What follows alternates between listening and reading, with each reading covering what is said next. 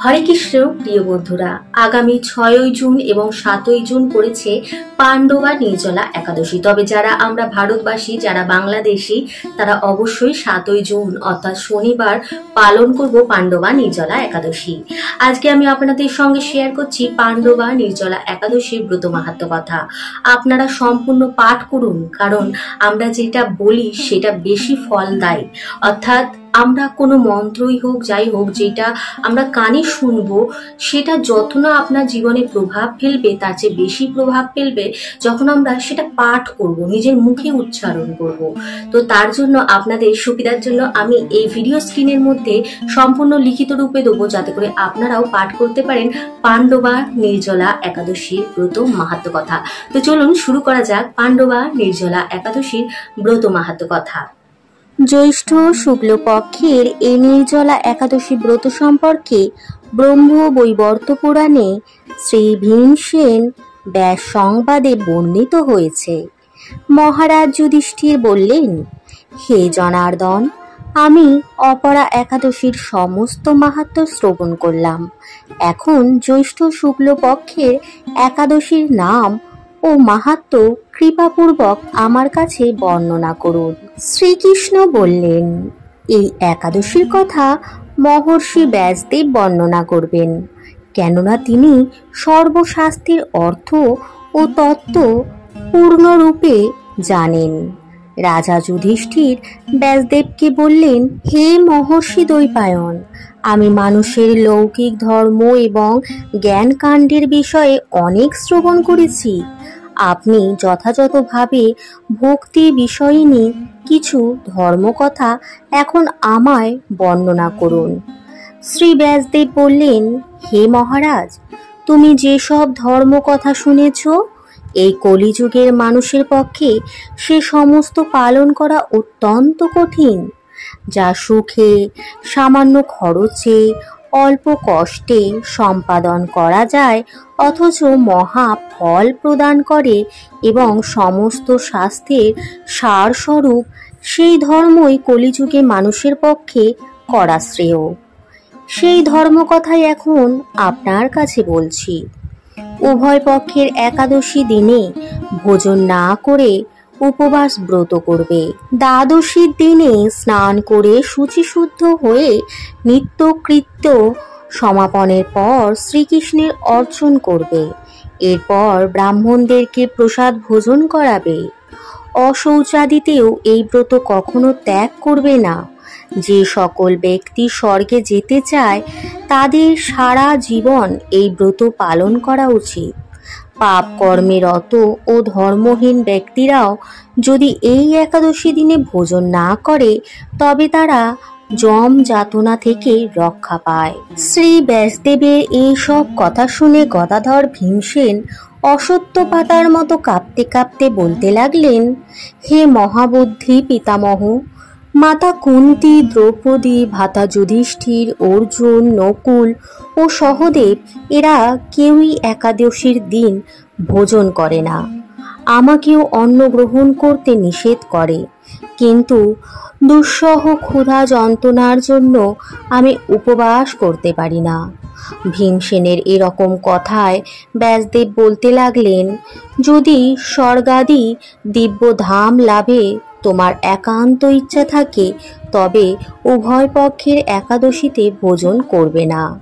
তদুত্তরে ভীমসেন বললেন, আমার নিবেদন এই যে, উপবাস তো দূরের কথা, দিনে একবার ভোজন করে থাকাও আমার পক্ষে অসম্ভব, কারণ আমার উদরে বৃক নামে অগ্নি রয়েছে। ভোজন না করলে কিছুতেই সে শান্ত হয় না।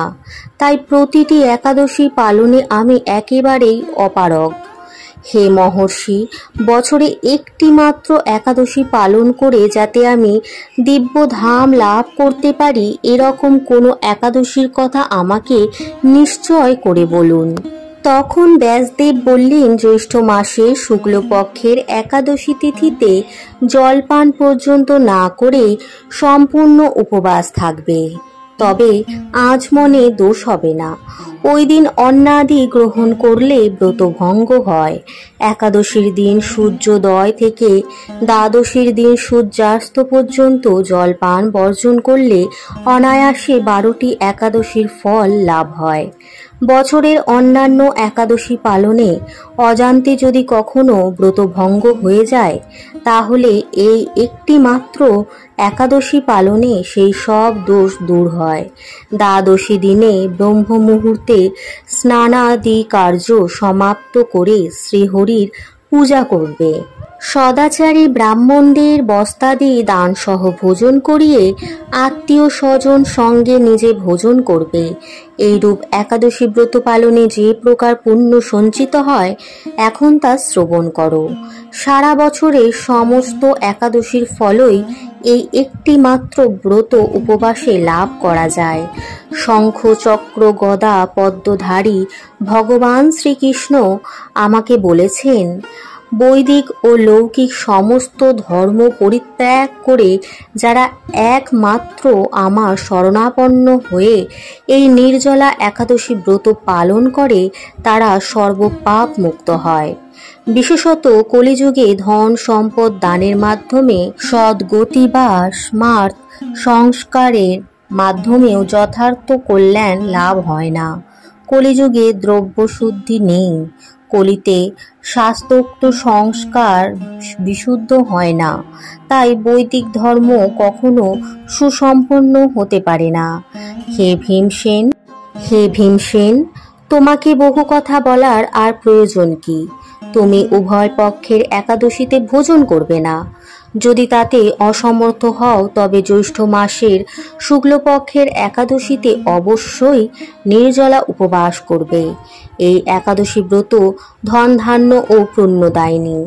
যমদূতগণ এই ব্রত পালনকারীকে মৃত্যুর পরও স্পর্শ করতে পারে না। পক্ষান্তরে বিষ্ণু দূতগণ তাকে বিষ্ণুলোকে নিয়ে যান। শ্রী ভীমসেন ওই দিন থেকে নির্জলা একাদশী পালন করতে থাকায় এই একাদশী পাণ্ডবা নির্জলা বা ভীমসেনী একাদশী নামে প্রসিদ্ধ হয়েছে। এই নির্জলা একাদশীতে পবিত্র তীর্থে স্নান, দান, জপ, কীর্তন ইত্যাদি যা কিছু মানুষ করে তা অক্ষয় হয়ে থাকে। যে ব্যক্তি ভক্তি সহকারে এই একাদশী মাহাত্ম্য পাঠ বা শ্রবণ করেন, তিনি বৈকুণ্ঠ ধাম প্রাপ্ত হন। তো বন্ধুরা, পাণ্ডবা নির্জলা একাদশী ব্রত মাহাত্ম্য কথা আপনাদের কেমন লাগলো? যদি ভালো লাগে কমেন্টের মাধ্যমে জানাবেন। আর নতুন কোনো ভিডিও দেখতে চাইলে, নতুন কোনো সম্পর্কে আলোচনা করতে চাইলে, কিংবা আপনি যেটা জানেন না সেইটা সম্পর্কে জানতে চাইলে অবশ্যই আমাকে কমেন্টের মাধ্যমে জানাবেন। আর আমি সেই ভিডিও নিয়ে আপনাদের কাছে হাজির হয়ে যাব। কারণ আপনারা যখন কিছু জিজ্ঞাসা করবেন, আমারও সেটার পেছনে টাইম দিতে হবে, সেটা জানার ইচ্ছা জাগবে, আমিও নতুন কিছু শিখতে পারবো। কারণ শেখার কোনো বয়স নেই, শেখার কোনো শেষ নেই। আমরা যত জানতে চাইবো ঈশ্বরের কথা, ঈশ্বর কে, ঈশ্বরের নানান লীলা সম্পর্কে যত জানতে চাইবো, আমরা কিন্তু ঈশ্বরের ততই কাছে পৌঁছে যাব। আর আমরা সকলেই চাই আমরা শ্রীকৃষ্ণর সবচেয়ে কাছে আসতে। তো চলুন এখানে বিদায় নিচ্ছি, আসছি নতুন কোনো ভিডিও নিয়ে। ততক্ষণের জন্য ভালো থাকুন, সুস্থ থাকুন, সুরক্ষিত থাকুন, ভালোবেসে বলতে থাকুন হরে কৃষ্ণ, রাধে রাধে।